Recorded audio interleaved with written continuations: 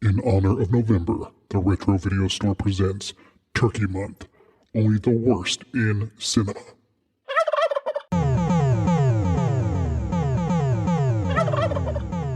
Welcome everyone to the Retro Video Store podcast. I'm your host Eric. Hi, Eric. And that's my co-host Neil. I'm Neil, and who's here until his laptop battery runs out? Mac That and would Dave. be Dave. Yeah. Well, you Mac and fucking Dave. stepped all over him. I saying know. his I'm Mac sorry. and Let's Dave. start that again. Shit. All right. And guess who's with us today until their laptop battery runs out? Mac and Dave. Yes. I so hope that edit's shitty. it'll be all right. People need to know you stepped all over his intro. Yeah, I feel bad. Did that make your Dave shoulder hurt, was on Dave? Did that make your shoulder hurt a little bit? Can Dave and I not have a conversation, for Christ's sake? No. Yeah, Dave looks like he's in pain. Way to go. You don't have that big contraption on your shoulder anymore, though. Or that I No, can it's see. there. I'm just wearing a black sweatshirt. Yeah. Okay. It's ninja. Still in. So, for those who have been listening or just now joining us, David had shoulder surgery, so he is convalescing right now, and he has a laptop but no charger, so he may vanish right in the middle of talking about this amazing movie, Mac and Me. That'd be the best thing that ever happened to me is the power went out. So this is Turkey Month, and last week we talked about Alone in the Dark, the 2005 video game movie, which actually wasn't as bad as I thought it was going to be. But today is Mac and Me, and it's just as bad as I thought it was going to be. Maybe even worse. I don't think I've ever seen this movie all the way through. Me neither. This was a first. Yeah. Mm-hmm. Yeah. Yeah, it was something. But before we do that, let's do what we always do. David, since you may be vanishing soon, what did you watch this week? I was in training all week, so I don't watch anything. I was in a hotel, so I probably watched some sports, but that's it. Neil, what'd you watch? Only matters one movie that I watched. I watched several films. There's only one that matters. I watched Gentlemen Broncos. That's the same guy directed Napoleon Dynamite. What is it about? I totally forgot about it. So, there's a kid. He writes a story. His story gets stolen by a very famous author. It gets picked up by a indie filmmaker, and he gets redeemed at the end after being accused of plagiarism. And it is one of the funniest fucking movies I've seen in a long time. I was laughing my head off. My wife was watching it with me, and she's like, I can't believe that you find this funny. And the one thing my wife cannot deal with is vomit. When Joe was little, when he would vomit, she would just like, nope, that's it. You got to deal with it. I can't deal with this. There is a scene where he's throwing up, and then the girl realizes she's in love. She comes up and kisses him, and he's still got vomit all over his mouth. And when she backs away, there's a little bit of his vomit on hers. I am applauding at this point. I'm like, this is fucking amazing. And she's like screaming at me. She had such vitriol for me, almost like when we watched one of your Giallo movies. Oh, that was the anger she had at that point. That was that movie is so damn good. And I saw as soon as Dave started smiling, Dave knows that's an amazing ass movie. Yeah, I watched it. I think the week after my surgery, like sometime within that week, with some Oxycontin. I just sat in my recliner. I watched that, and it's damn funny. And it is. What streaming service is it on? It's on Prime.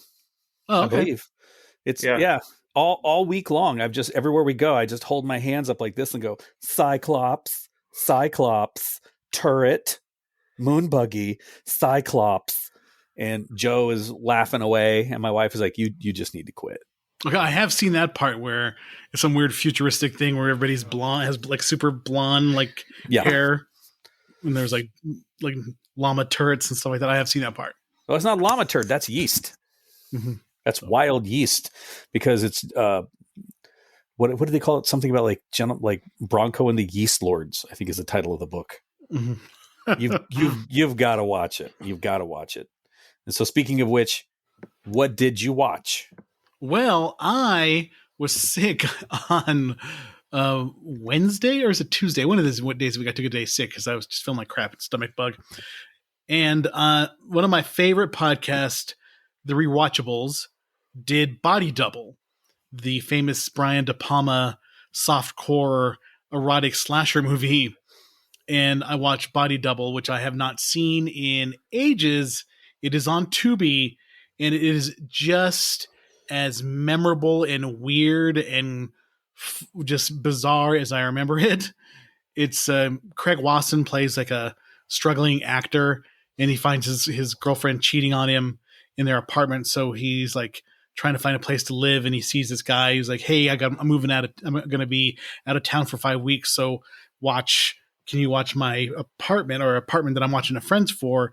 And then he witnesses a murder through a telescope, sort of like Rear Window, but it's based like in the 80s acting scene, but also the 80s adult film industry at the same time. You get to see a lot of naked Melanie Griffith in the movie and just a lot of nudity.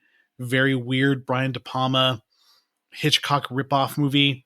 It is super, super fun. But the thing I remember the most about it is I used to sneak watching this movie on HBO when my grandma used to go to sleep. When I was staying at my grandma's house, I'd be like, Body Double's on. And of course you have one hand on the channel changer, the old school, flipper with the little you push down on the plastic little tabs, So I had that one ready to go in case she walked in, and one hand on my dick. So yeah.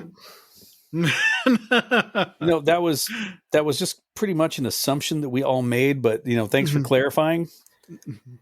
I'm here to make unsubtle the subtle. So yeah, but if you haven't watched it, check it out. It is on Tubi, and the Rewatchables is one of my favorite movie podcasts, and they did a really good job of talking about it, and it was super fun. So check it out if you haven't seen it. It really, if you like Brian De Palma, you will like it. If you don't like it, you'll hate it. If you don't like him, you'll hate it. So it's just kind of depending on what fence you sit on, and when it comes to Brian De Palma, he insists upon himself as a director. So, but other than that, I watched a bunch of crap. I just watched a bunch of other, like the tail end of a bunch of movies. I watched the end of Dune 2 the other day, which is awesome. And then I watched a lot of football, but Body Double was the main attraction of watching movies this week. I did read a lot about Mac and Me. A lot about Mac and Me. Yeah, my wife was coming up with some trivia, and some of the trivia was really, really funny. Really funny. Like why Steven Spielberg decided not to sue. Yeah, because you didn't want to subject other people to watching it. Yes, it was like, that's pretty good. Yeah. That says a lot. Thank you, Steven. I appreciate you more than you know, my man.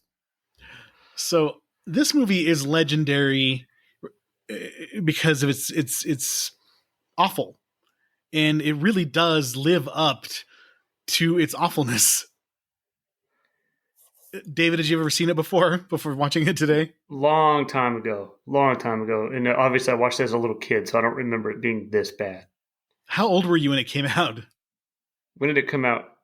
88. I was 9. You were 9, so you were Maybe. the Mac and Me demographic when this when this movie came out. Yeah, I was 16. You were 15. This was not a movie that was made for us. It was not made for us when it came out. Yeah, I do remember seeing parts of it maybe on HBO or something like that. And I'm like, what the fuck is this? Because it was so bad. And my little sister was like 6 years old when this came out, so I think it was, a movie that she may have liked. But yeah, it was. Whew, it's bad, but it's so bad it's good in that sense. Where if you have not seen it, you've got to see it just to experience the awfulness. And, Yeah, and Neil, sorry, go ahead. I think that's really shitty advice to give people. Honestly, let's be straight here. I think that's horrible advice. This is not a movie to be disregarded lightly. This is a movie to be thrown aside with great force. But But you had mentioned previously before, and we watched this partially on the recommendation of your wife, who was the prime demographic for this movie, I think. Yes.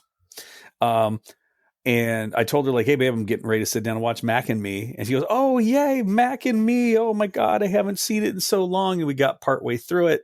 And I'm making fun of it, as I imagine you were while you were doing it. And we started to exchange a few funny texts, and I read those to her. And we got done with it. She's like, yeah, that's not the movie I remember. That's not how I remembered it. Sometimes your childhood is just best left alone. Yeah. There's a lot of movies that you enjoyed as a kid that if you watch now, you're like, what was wrong with me? Did I have a head injury or something when I watched this show or watched this movie?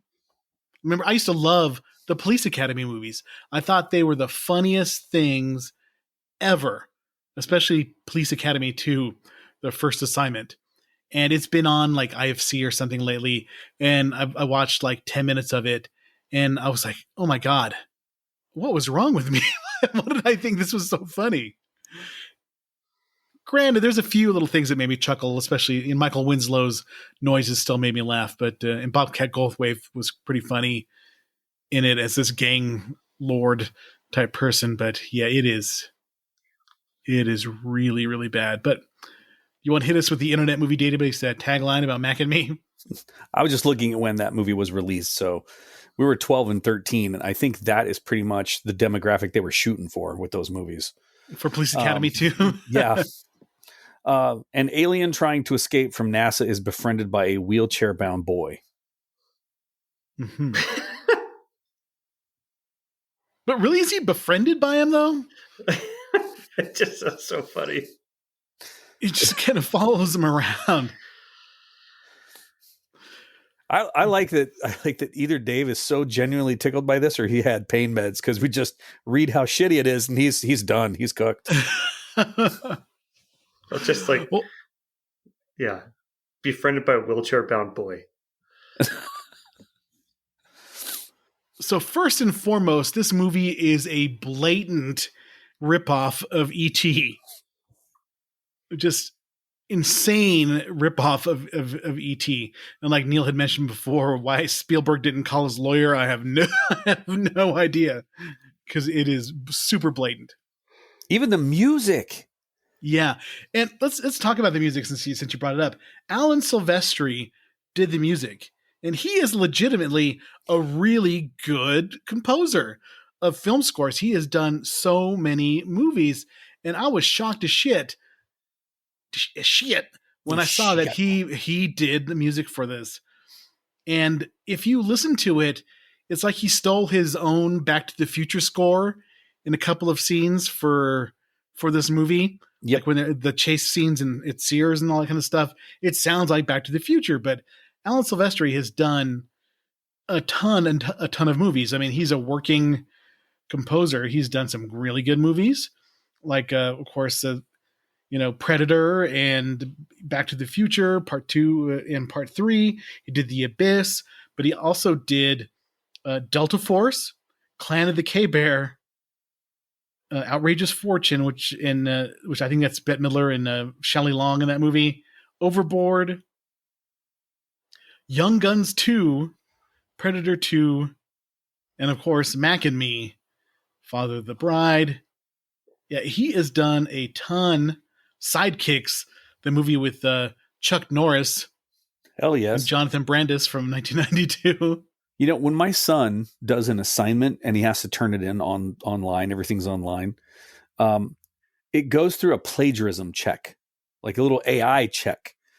And these guys, if they would have tried to done this movie and now they would have been fucked, because the AI checker would have just been like, nope, nope, 98% plagiarized. You got to go back and redo that.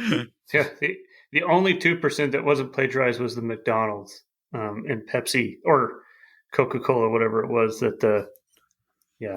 Fucking Coke, Skittles, McDonald's.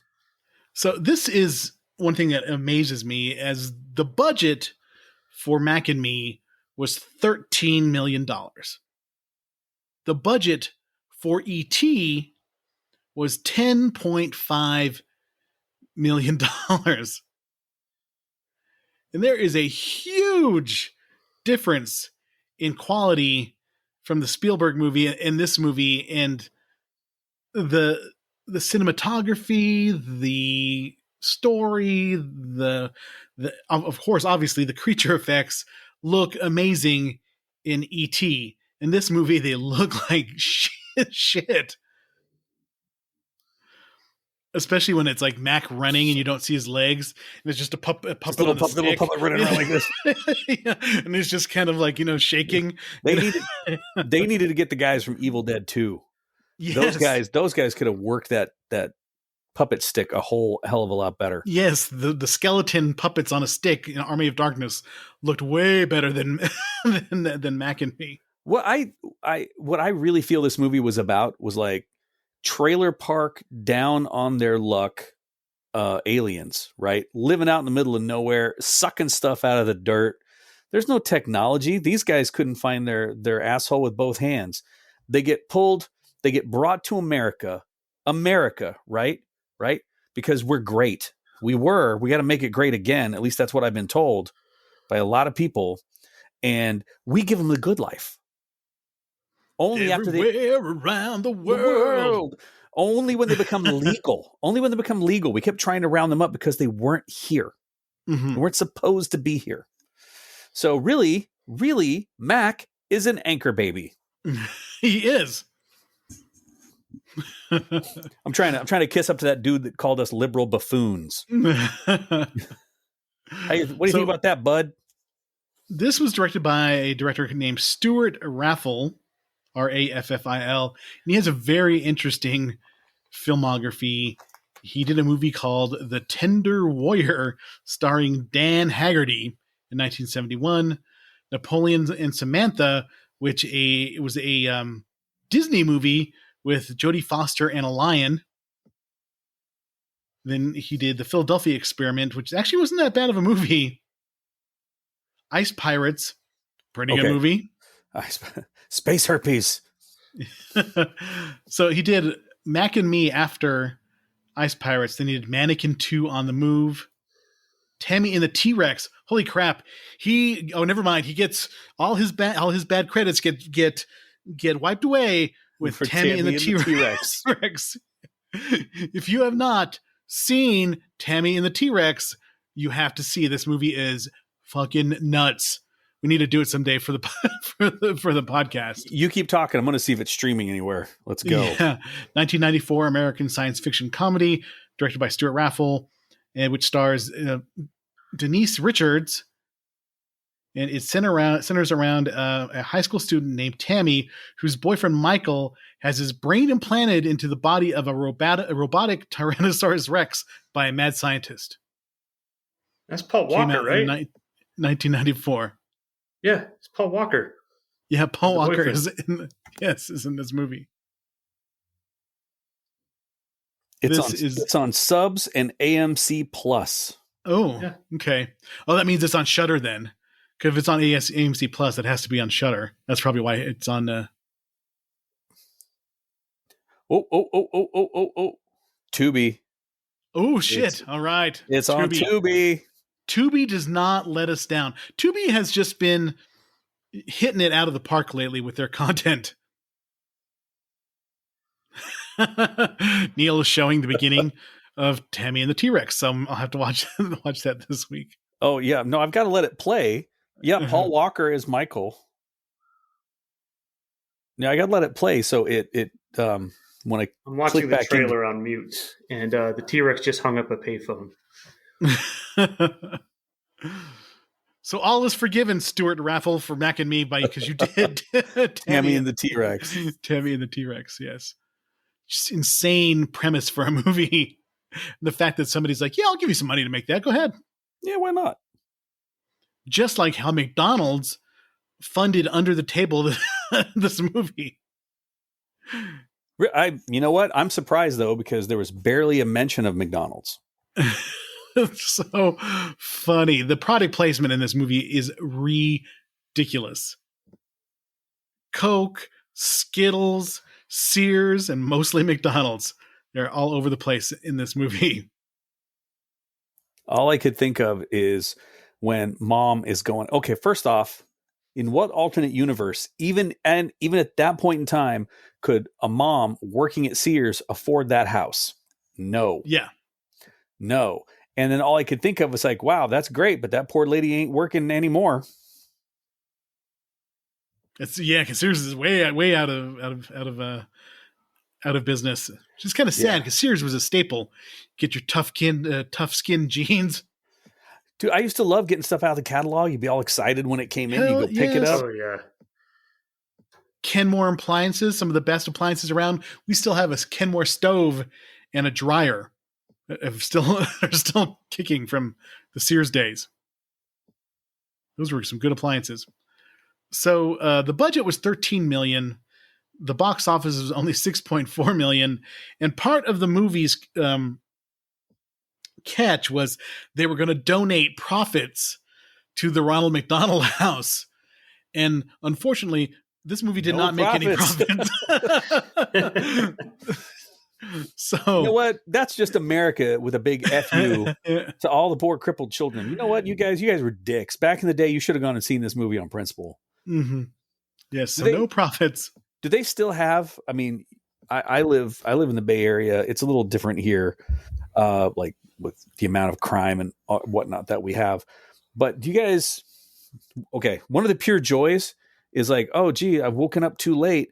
I'm going to have to pull in McDonald's and get an Egg McMuffin, a coffee, and an apple pie for breakfast. Mm-hmm. But there's always that little plastic red thing underneath the window where you could drop your change for the Ronald McDonald House. Yes. Okay. Do they still have those where you live? Everyone I've gone through here, because within range of my house, there's 3. They're all gone. Those don't exist. I'm thinking anymore. they're both gone. The closest McDonald's that we go to.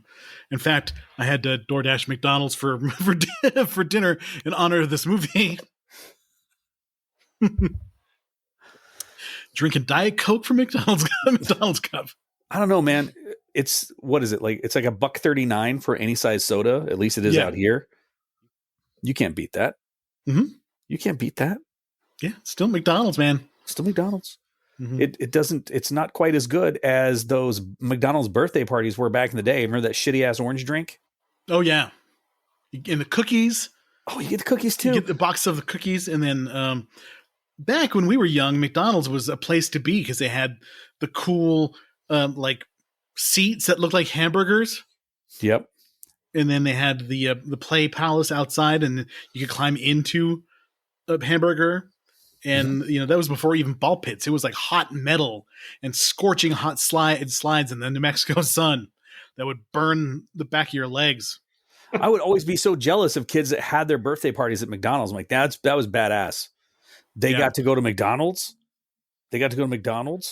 I went to quite a few birthday parties in McDonald's. Never, ever had a birthday party at McDonald's. My parents would not have dreamed of that.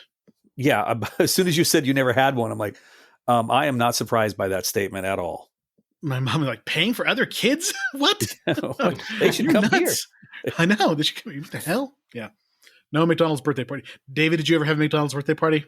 No. I can't picture your mom like saying, hey, let's do a McDonald's birthday party because it was unhealthy. Your mom would be conscious about that. Yeah. Yeah, we didn't do that stuff. Do you guys remember the McDonald's in the mall that had the McDonald's characters that were like the big characters that were sitting at the seats? Do you remember that? Like Yeah. Yeah. You could sit next to Ronald and Grimace, Mayor McCheese. Just reminds. Was it you that I sent that photo to? When you look at the way Grimace is shaped, you understand why his name is Grimace. Yes. Mm-hmm. It's butt humor for the people at home. So this movie is released August 12th, 1988. The cast, I'm just going to skip over because I don't think anybody was anything after this. Yeah. This is the part I've been waiting for, though. Neil, do you want to hit us with the critical consensus? Okay. Upon release, I feel like we should say release the hounds, because this is, I on purpose didn't read this, but then I couldn't, and I went and I read it, and it's epic. The film was panned due to its imitations of numerous concepts from Steven Spielberg's E.T. the Extraterrestrial, Los Angeles Times critic Michael Wilmington wrote that it is an amazingly bald-faced copy of E.T., even though this is an E.T. in a sticky wrapper left under the heater 2 hours too long. Almost everything in the earlier movie has a double here. Richard Harrington of the Washington Post amended the famed E.T. phone home phrase to E.T. call a lawyer and said, why is it so hard to like this film? Having seen it done so much better by Spielberg doesn't help. Of course, Henry Mekowitz of the Toronto Star said, it's a common complaint that movies are mass-produced like sausages. Case in point, Mac and Me. The only difference is that this excruciating children's movie is a hamburger right off the conveyor belt. You can't even just say excruciating. This is excruciating. A hamburger right off the conveyor belt, McDonald's to be exact. If only we could order one movie to go and hold the schmaltz. But no such luck. In fact, this shameless ripoff of E.T. often looks and feels like a feature-length commercial. Well put, sir. The contrivance of the mysterious alien creature being referred to by the acronym MAC, a seemingly innocuous reference to the McDonald's hamburger called the Big Mac, as well as a dance number featuring mascot Ronald McDonald and the characters wearing of McDonald's clothing, prompted Deseret News journalist Chris Hicks to declare, I'm not sure I've ever seen a movie that is as crass as 90-minute commercial as Mac and Me. Hicks, along with Karen James of the New York Times, observed additional promotion of Coca-Cola and Sears.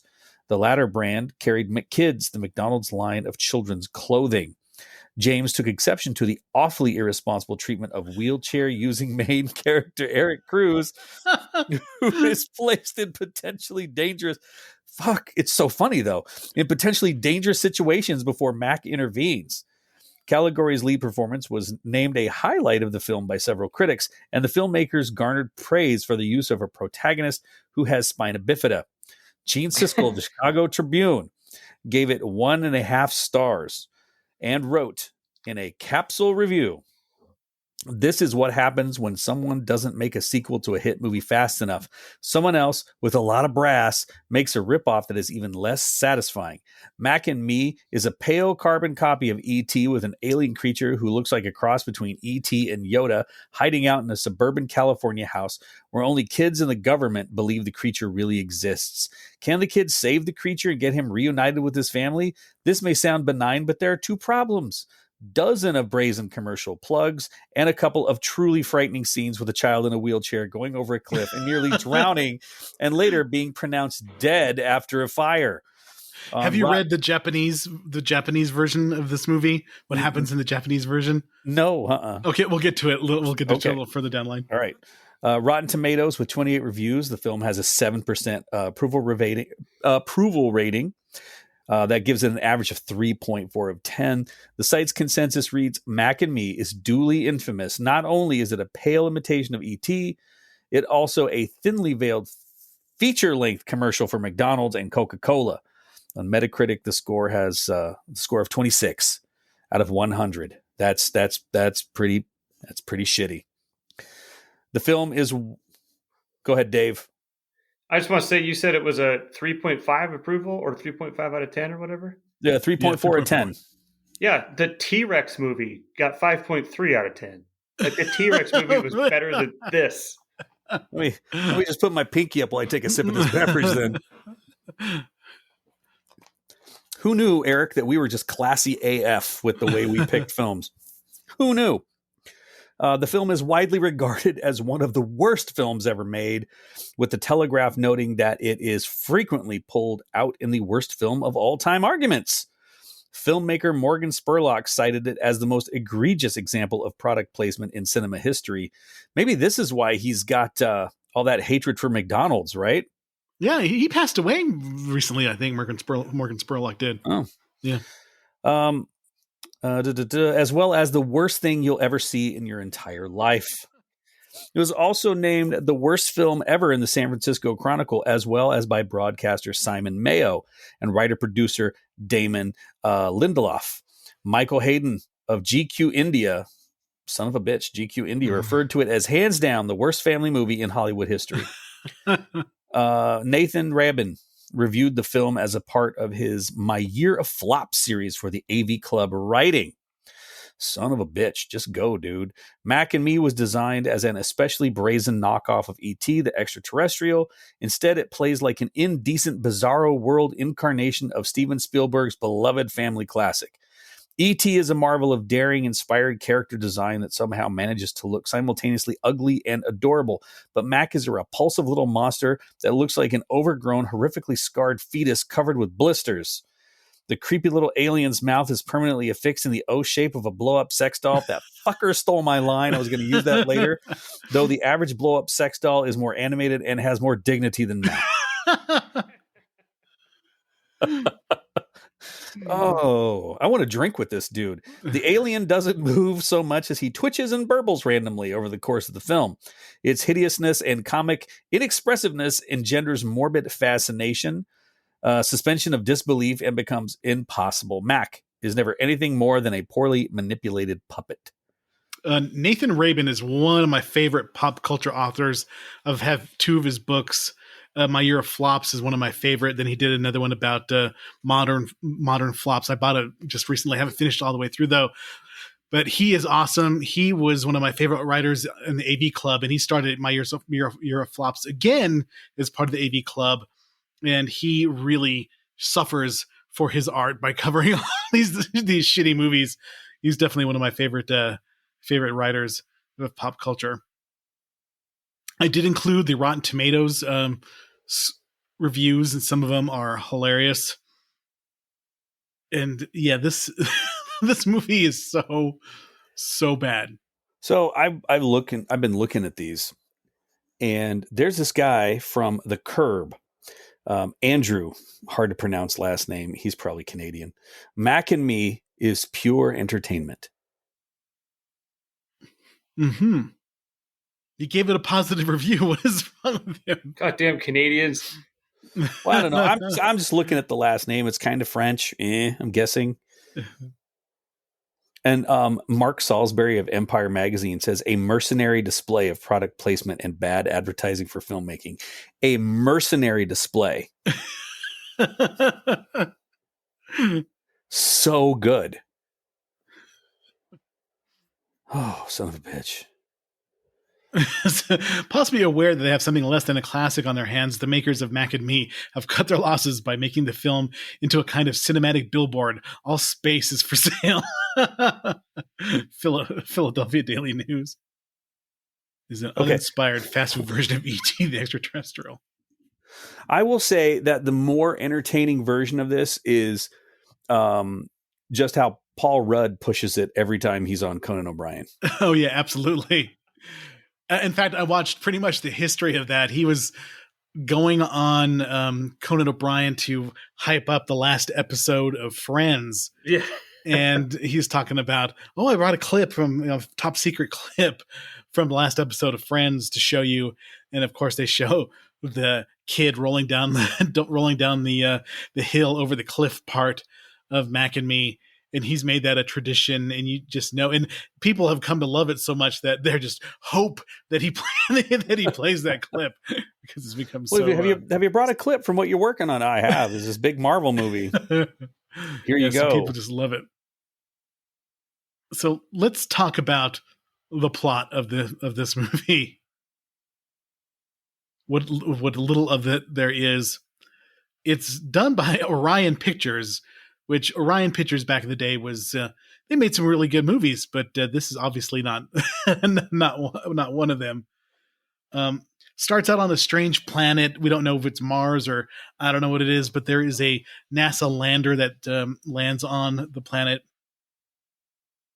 I see the alien family. I love that NASA lander had like backyard floodlights on it because I want to see tax dollars used wisely. When you could go to Home Depot and get some lights for that bitch rather than do some space lights and send it up into space and re-entry with cloth on the outside and substandard rivets in the little receiving tray for the samples. That was badass. The family of aliens is the dad alien, the mom alien and two kids, and I guess one of them is an older sister. They say at some point in the movie. I think Although I think the older sister is the one the dad was with. Looking at those aliens and how fucking stupid they were. well, they all lack genitalia, so you're not really sure what they are. But I told Jamie, like, wouldn't this movie be even more scarier if they did have like very prominent alien genitalia? The silhouette scene where they're walking in the desert and he comes up, right? It's just a going giant like this. dick. It's just hanging big It's so alien dong. weird. But the dad alien is scary to me. He's so tall and weird looking. He looks like a burnt hot dog, with a hot dog that's been left on the roller way too long. He looks really awful. And the more you see him, the more just awful he looks. And it's good that they don't really focus on the family until later in later in the movie. And they all get sucked in to the lander because apparently they're made out of the stuff that silly putty or whatever. Like you get stretched out and sucked into by vacuums and stuff like that. And they got magical electricity powers. Yeah. Inexplicably, yes, they did. Magical, and they whistle and they make a weird little kind of hand. Wait. So symbol. they whistle to communicate, and they make hand gestures. These are space vatos. Space Vato. No. And they're gesturing at each other. A little whistle. Done. West Side. The Just effects are awful. watching them crip walk all the way across the desert. I know you want to talk about the effects, but this annoyed me. Okay, so Mac runs out of a secure government facility. They decide to let these guys wander out in a desert, nothing for miles, and they still couldn't launch a helicopter and find those three yayas before they decided to curl up and die in a mine. Yeah, you think the government would spend a little bit of money and get a helicopter out there? The Mac jumps into the car, causes a 40-car pileup where nobody dies, but there's just massive carnage on the freeway. And I'm surprised we didn't see people spilling like McDonald's cups. Oh, guess I better go through the drive-through, get another. And wasn't this like supposed to be a kids movie? And that car pileup was like pretty brutal. I mean, there's some like parts in this show where you're like, in the 80s, kids probably don't want to watch this. I don't know. Like when the Bronco smashes it, goes over the other vehicle and smashes it. Yeah, I thought it killed somebody. That was my first thought, was like somebody's mom is a freaking street pizza right now. The horror. Well, the way it's shot, because there's a kid who's like looking and he sees like, it's like a redheaded kid, and I think he's in the perspective of the car that gets hit by the Bronco or whatever that's coming over off the ramp. Yeah. Somebody had to die in that crash.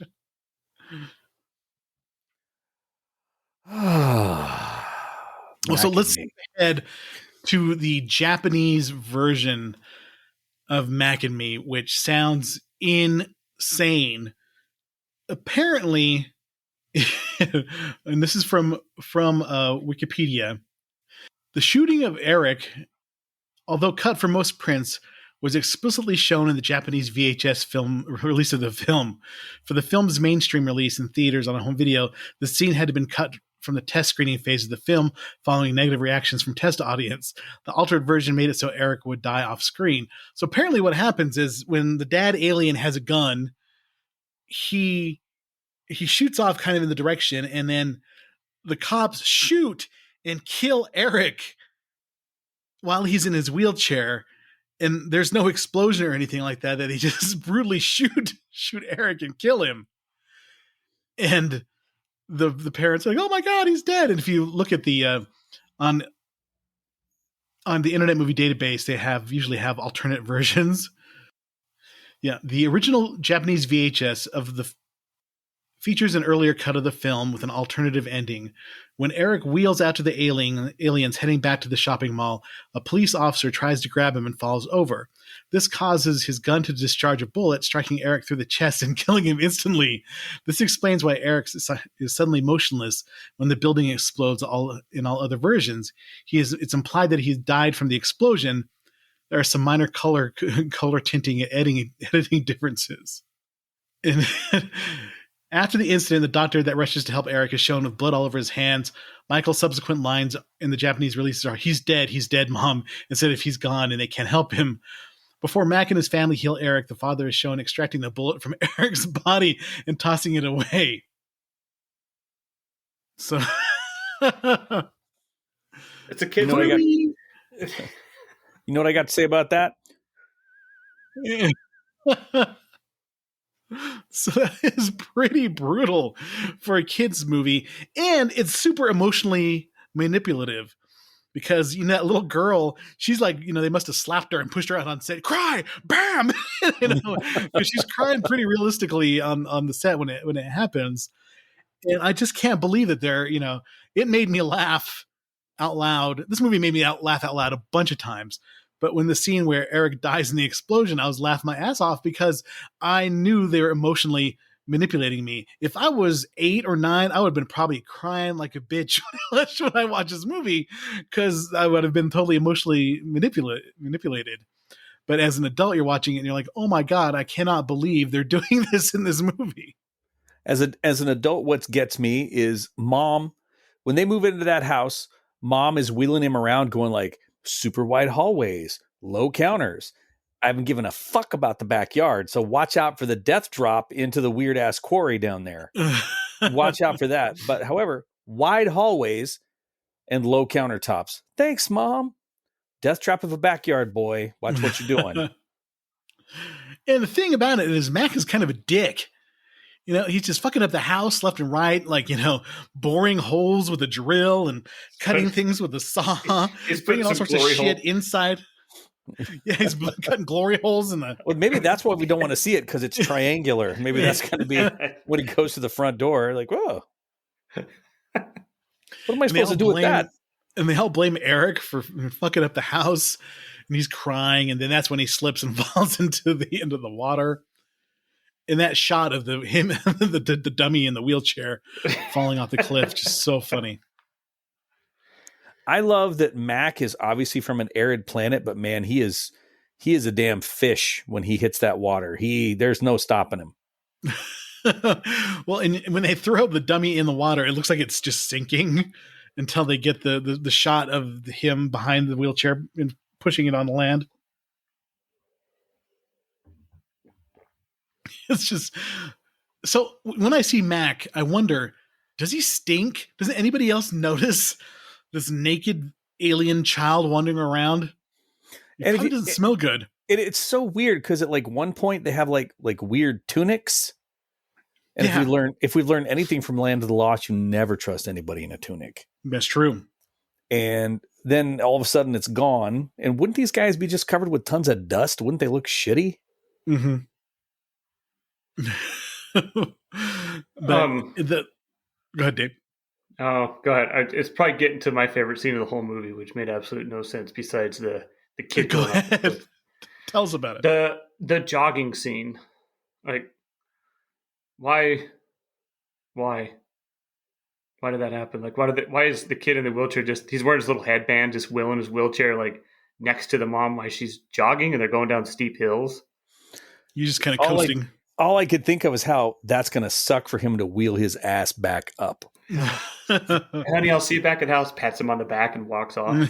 I had some major reconstruction done on a leg, and I was in a wheelchair for 3 months. And I got to tell you, after about 2 days, I was fucking sick of it because it seemed like everywhere I had to go was uphill. Mm-hmm. The Coke product placement is just egregious. Is basically a miracle cure. And instead of Reese's Pieces, he's luring Mac into his house with Coke and Skittles. Skittles. We're popping Skittles in him too. So we're at 44 minutes right now, and I really think that something does need to be addressed. And I know we're getting there, but I can't wait. Okay, go for it. It needs to be talked about. What the fuck was going on at that McDonald's? You got like guys look like grown ass looking men in football outfits. You have like ballerinas just hanging out, looking like really bored with the way everybody's dancing. You've got G-men showing up who've already just done like sprints, like long ass sprints after the alien. They've been running the whole way, not sweaty at all. And then there's guys outside look like they're walking up to him like going to start breakdance battling with them. This was something that never needed to be committed to film, but now that it is, it needs to be talked about and dealt with. Well, the funny thing is, like, there's this huge, like, 30 people breakdancing out in front of McDonald's. Don't you think some asshole would be like, I want my nuggets, and would, like, threaten to run somebody over, cause some problems? Not there, because apparently, like, breakdance flash mobs were a thing before we even knew it. That's funny you mentioned that, because Jamie mentioned that too. It's like a flash mob before, 40 years before flash mobs. So I did find out that Jennifer Aniston is a bystander. Yes. And Yep. Nikki Cox was one of the little dancers. And she was easily recognizable because it just looked like little itty bitty tiny Nikki Cox. Mhm. I rewound a couple times before I found Jennifer Aniston. She's sitting outside, like, watching people On the curb breakdance or or something like something. that. Yeah, on the Yeah. curb. Yeah. With her original nose. Mhm. Yeah. Yes, with the nose that we saw in Leprechaun. Yep. The leprechaun schnoz. But that was such, I think that's more surreal and whacked out than most of these Giallo movies you had us watch. That was- Yeah, because it's a full-on dance production in a McDonald's with an alien disguised as a teddy bear.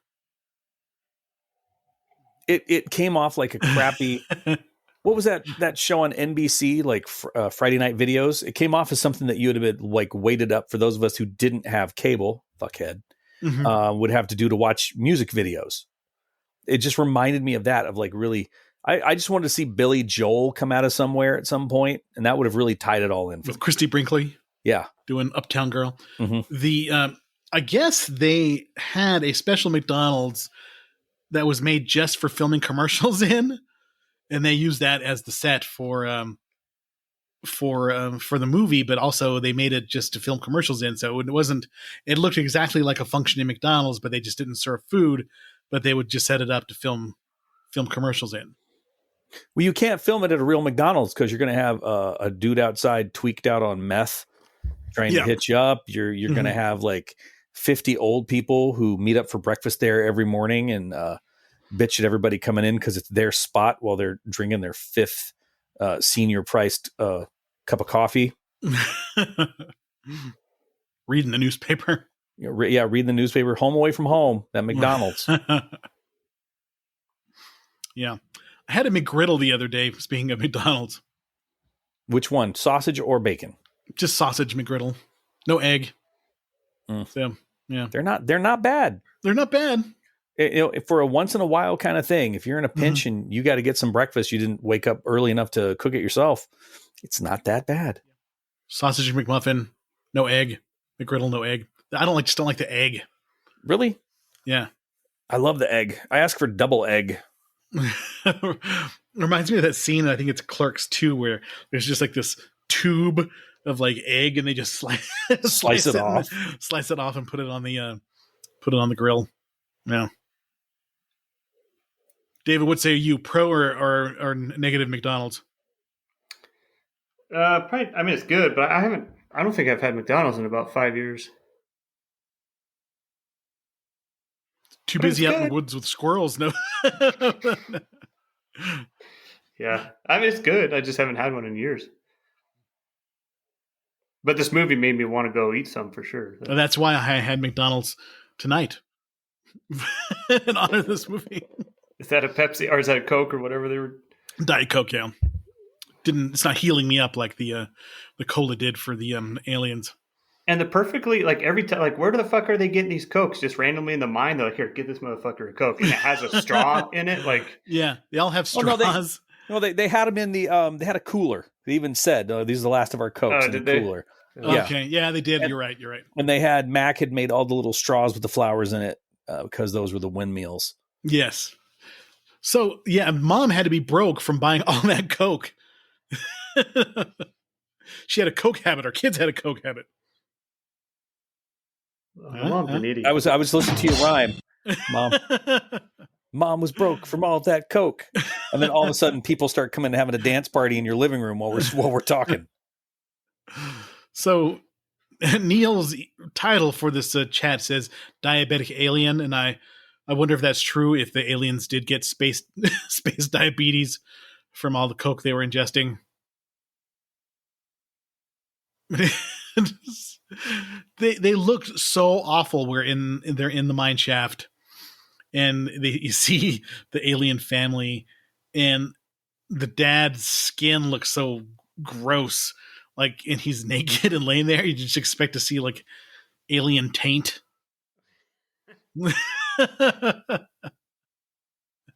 I know. I'll be right here.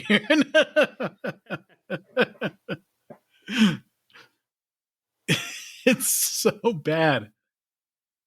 I'm waiting for ET2 when he comes back, and his planets turn totally, gone totalitarian, and they come back and start trying to take over. And Elliot's sitting there like, no, and ET just does some fucked up stuff to him. I'm just waiting. The light up finger. I loved E.T. as a kid, man. I loved that movie. I think I remember seeing it like 4 times in the theater. It's one of the first movies besides Star Wars that I saw multiple times in the theater. And that movie makes you cry. It'll make you cry, especially when E.T. looks like a dried up dog turd laying in that ravine. It just, but this movie, it just has none of that heart in any way. Like, thank God they're gone. We don't have to watch him walking around like that. It's weird. See, my wife, I made a comparison to certain images that may have been broadcast a lot when we were kids of a certain group of people that were thin and gangly and had large protruding pot bellies. Mm-hmm. Yes. I may have made that comparison, and my wife told me that I was a shitty human being and I was not supposed to mention it. I was like, I'm not making light of those people because that was a horrible thing, but it looked to me like that's what they had in mind. And it looked like their faces. You remember those little toys that you could get for your dog? Stop laughing, Dave. Fuck you. It's true, Dave. You could squeeze, and they're like their eyes and the ears would pop out. Yeah, it was just like the character designer. He was like, "Oh man, we got to do something for this fucking movie," and he's just waiting to get some dog food for his dog. And he looks down. And he's like, "You know what? Problem solved. Let's make us a movie." He saw some fucked up stuff about, a famine on the way home or when he was at the house, and sketching. Boom, there we were. Yeah, I've got it. But if you're a horrible made... person for laughing at that, Dave, by the way. Well, maybe think like, is it Suzanne Summers? Sorry, Erica. Is it maybe think of like, is it Suzanne Summers? Then you hear this like, in the arms of the angels. Well, Sally Struthers. Yes. Sally Struthers. South Park did her good. Ho, ho, ho, that's what I was thinking when you were talking about that. I thought about like that. Anyways, go ahead, Eric. Chocolate num num bar. I think it was a South Park version of Sally Struthers. Beautiful. So, but if E.T. was made on $10 million and this was made for 13, what happened to the creature creation? They didn't. Their faces are permanently fixed with a puckered butthole mouth of theirs. There's no articulation. There's no nothing. There's just. I think Steven Spielberg had himself just maybe a slightly more talented group of folks. That's true. You hire Carlo Rambaldi, who did the animatronics work for the original Alien, come help with the with the ET. And where did the budget go? Where did the budget go? Yeah, they were spending it on stunt wheelchairs and shit, and a massive explosion at the end from gunfire. How about that? I love that whole store just went. That whole damn store. It's like and the most flammable store in the history of movies. guys, do you really think we should put bottles of kerosene in the drywall of this place when we build it? What's the worst that could happen? That's where we'll keep it. Boom. Then it's gone. This is just it's terrible. I can't even. And let's go back to the whole manipulation scene where Eric dies. Wait, and the whole manipulation, WHOLE, because otherwise it sounds really bad. It's a different website. No, when Eric dies and the aliens come walking out of the fire and they all put their hands on him, doing like space Jesus faith healing on him and bring him back. And then he's back and boom, all of a sudden they're at the LA town hall or city hall in Los Angeles. And then you see the all the people getting sworn in. And when I saw them in fucking clothes, I just screamed. I'm like, God damn it, this movie's terrible. And Jamie just starts laughing because they're like getting sworn in as U.S. citizens at the end of this movie. Yep. Now we can care about. We took those savages in.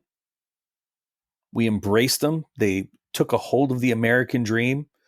They finally decided to get here legally, rather than jumping across and getting the Coyote with the old spaceship. I tell you what, I think this was an early MAGA production. I think that's what happened. Well, if you think about it, they shot at a police officer, stole from a store, blew up a store, and they still get, scot-free.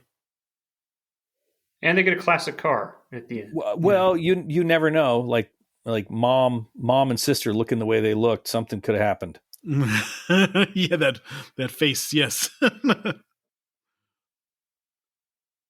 But yeah, this is really this is what Turkey Month is all about.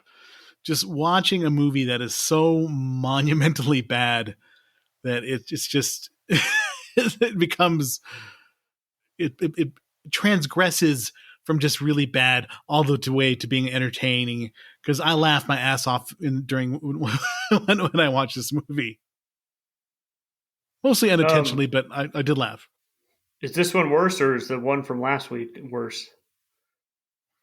I would say this one is way worse. This one.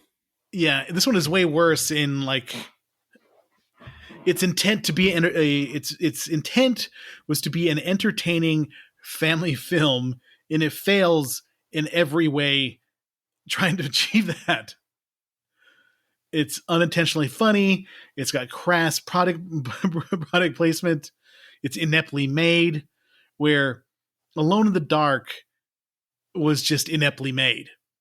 It wasn't as funny, unintentionally funny. It was bad. Christian Slater was terrible. Tara Reid was terrible. So was Stephen Dorff. But it just didn't reach the levels of awfulness that that this movie reached. What do you think, David? I think since you always have your lists. I think this movie is far worse than the other one. But I would love to know after this Turkey Month, if you review all the movies we've done, all the previous Turkey Months, and give us your ranking of the worst. Okay, I'll have to go back. Yeah. Mm-hmm. Remember we did Turkey Shoot a couple of years ago? Did you see Turkey Shoot, David? I don't think you were on the episode. I was on that one, I think. Okay, where it's like the most dangerous game where they're hunting people in a post-apocalyptic setting, or for some reason there's a Wolfman kind of guy in it. Yeah, I remember that one. Yeah, it's really bad. Yeah, I'll have to go back and review them. But speaking of turkeys, next month, or not next month, next week we'll be doing Godzilla from 1998, the Matthew Broderick starring Godzilla. I think this is just a personal mission of hate, considering your love for all things kaiju. Yeah. Well, I'm going to express to you how disappointed I was when I saw this movie. Taking this one personal. Yes, very personal. I remember talking to you about this movie. and just how livid you were after. Oh yeah, totally. It's freaking terrible. It's bad. Mm-hmm. And after Godzilla, we're going to do Showgirls to top off Turkey Month. The movie that not even boobies could save. Yes, exactly. December is still shaping up. I'm not exactly sure what we're going to do. I think Christmas Vacation will probably be included in there for Christmas time. We still haven't done Attack of the Clones or The Two Towers or some of the other sequels to some of the movies that we have watched throughout the year. So we might throw one of those on there. Maybe a Marvel movie. Something just to cleanse the palate from all the horror movies and awful movies we've been watching for the past 3 months. You know what I think actually cleanses the palate from this is that at the end it said we'll be back, and they weren't. Yes, thankfully they were never back. They were never back. That was the best part. Yes. If you want to make any suggestions or make any comments, rvspodcast222@gmail.com. You can hit us up on Threads and on Instagram and on Facebook. You can even send us a text message if you go to the Retro Video Store website on through Buzzsprout. It says send us a message. You can send us a message that way as well. And we appreciate you listening.